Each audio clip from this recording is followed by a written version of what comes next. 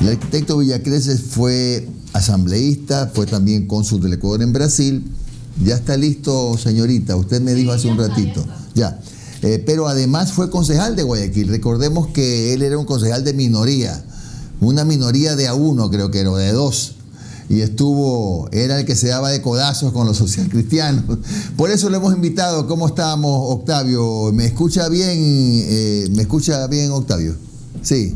Fuerte y claro, Jimmy. Muchísimas gracias por la invitación y gracias por permitirme volver a los medios. El último medio que estuve fue justamente Teleradio, cuando yo hacía ahí guineo con leche. Saludos a todos los que nos escuchan, especialmente a ustedes, a Omar y a... que no tengo el gusto de conocerlo, pero sí a la chinita que me ha contactado desde ayer. Estoy a la carga. Bueno, a la carga, dijo Vargas. Vea, Octavio, la Policía Metropolitana sigue siendo un dolor de cabeza para las administraciones municipales, pero sobre todo para la gente humilde, ¿no? Para los vendedores informales. Estamos claros y todos entendemos que en la ciudad tiene que haber orden. Pero la Policía Metropolitana normalmente ha utilizado métodos pretorianos para poner orden. ¿Qué se le ocurre a usted que se debe hacer con la Policía Metropolitana? No me quite de pantalla, por favor, me desconcentre ya. Gracias.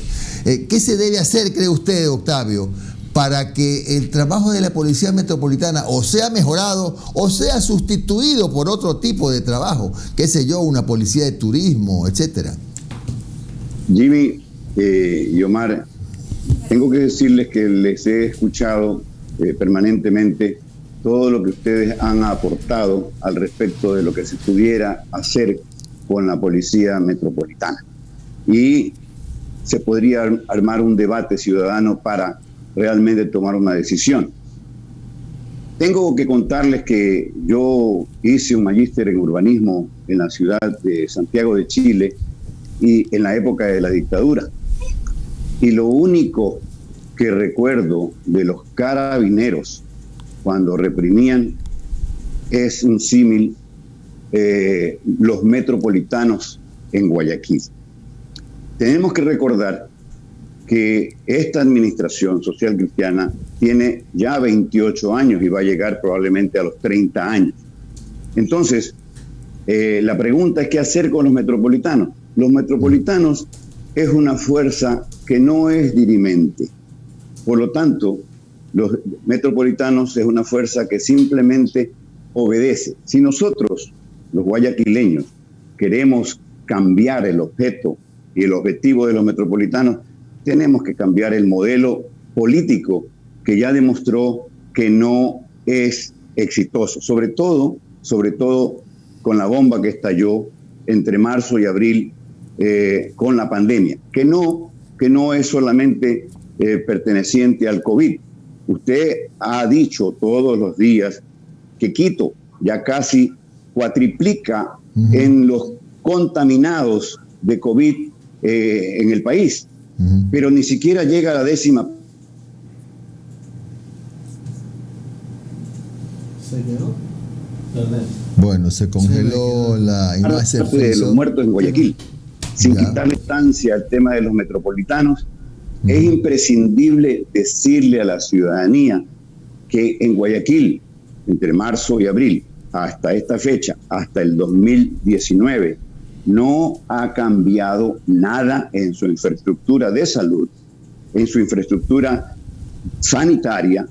Simplemente ahora nosotros usamos mascarilla, nos lavamos las manos, distanciamiento social, pero las condiciones de hacinamiento de Guayaquil, de la falta de sistema de aguas lluvias en los sectores marginales, no ha cambiado. Y ese escenario, ojo, ya sabemos que está el COVID aquí, pero apenas llueve van a aparecer la gripe estacionaria. Y en las zonas donde no hay aguas lluvias, las pozas traerán mosquitos, dengue, chikungunya, zika, además de el agua contaminada que nos llega. Bueno, a esos sectores no les llega agua, habría que repartirles permanentemente agua por tanqueros para que se pudieran lavar las manos. Hay un programa que se llama Visión 360, que denunció en junio el tema de las aguas turbias. Ojo, también se contamina y las enfermedades gastrointestinales vienen con la contaminación que tiene la zona agrícola del río arriba, y eso hay que alertar al gobierno nacional, hay que alertar al gobierno local que el escenario está propicio para que se repita. Yo no quiero, pero hay que advertir y hay que empezar entonces a saber dónde hubo tanto muerto que probablemente no fueron de COVID, pero las redes sanitarias o las redes de salud estaban repletas y eso puede volver a suceder. Arquitecto. Dígame. Arquitecto, ¿cómo está? Le saludo Omar Jaén. ¿Cómo está? Buenos días. Omar Jaén. Hola, ¿cómo está, arquitecto? A los años que se deja ver. Oiga, arquitecto.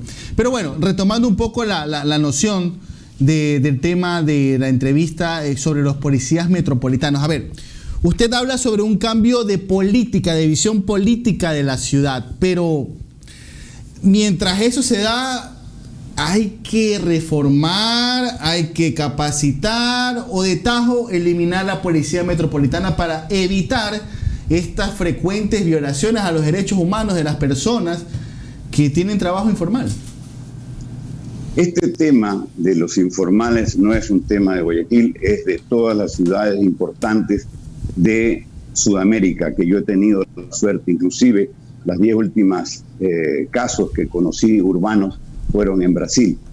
El tema de los metropolitanos, insisto, no son dirimentes, son obedientes. Mientras a ellos o mientras la visión política del municipio no cambie y no decida transformar esta fuerza para servir a la ciudadanía, si la política del municipio no es servir precisamente a la ciudadanía en temas de seguridad, esta sería la mejor manera para darnos seguridad. Pero resulta que usted camina por la calle, no hablo de un informal, sino simplemente usted camina por la calle y cuando ve un metropolitano, a usted no es que le da seguridad, le da miedo.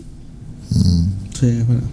Le da miedo. No se diga un informal, un discapacitado, entrar a la ciudad es correr riesgos de que le pase lo que lamentablemente le pasó al caballero triciclero que fue atropellado inhumanamente. Entonces, la decisión no pasa por nosotros los ciudadanos. Probablemente sí, si nosotros levantamos nuestra voz y alguna vez se compran una gran oreja para escucharnos, yo creo que podrían darse cambios importantes en el objeto y el objetivo de los metropolitanos para darnos seguridad, transformarse en una fuerza verde, no por ex Alianza País, yo fui de Alianza País, pero una fuerza verde y de turismo que sirvan para guiar al ciudadano, al turista nacional que llega y no sabe por dónde dirigirse en Guayaquil. Octavio, a ver, vamos a suponer que eso pase. Supongamos que eso pasó y pasó antes del cambio de modelo, como usted dice. Supongamos.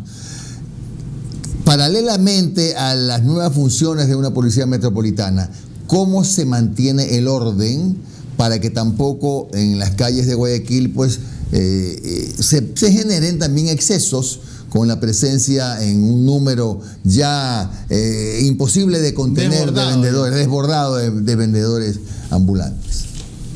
Jimmy, usted dijo en días pasados, o alguien de sus contertulios dijo, mencionó como ejemplo Medellín. Sí. Si no hay un diálogo permanente con la ciudadanía, esto siempre seguirá siendo un problema y no serán los informales o los comerciantes autónomos con los cuales yo me he reunido, no serán parte de la solución, serán siempre parte del problema. Resulta que lamentablemente no han llegado a una alianza política, por decirlo, con el municipio, como sí han llegado la gente de las bahías. Las bahías son obedientes al municipio, los mercados son obedientes al municipio, pero los informales no siquiera han sido llamados a conversar y para conjuntamente ver la solución. Ustedes lo dijeron, hay que organizarlos, hay que capacitarlos, hay que capacitarlos, hay que uniformarlos, hay que crear espacios. Yo he recorrido algunas partes, por decir Santiago. En Santiago hay espacios baldíos dentro del casco metropolitano donde se les permite a los comerciantes informales hacia adentro, es decir, como hacer un pequeño mercado, unas ferias, pero no una. Alrededor de algunos espacios en el casco antiguo de Guayaquil o consolidado de Guayaquil, hay algunos espacios para tomar en cuenta y ponerlos a estos compatriotas que lo que han hecho desde que yo tengo uso de razón. Estudiaba en la escuela Victoria Pérez. A los 7 años salía, no solamente la Victoria Pérez, me decían anoche una amiga, en las Mercedarias, afuera vendían mango, grosella, hace 60 años. Y esa gente no es que está robando, esa gente ayudó a crecer a Guayaquil. Hace 60 años tenía probablemente 700,000 habitantes Guayaquil, hoy tiene 3 millones.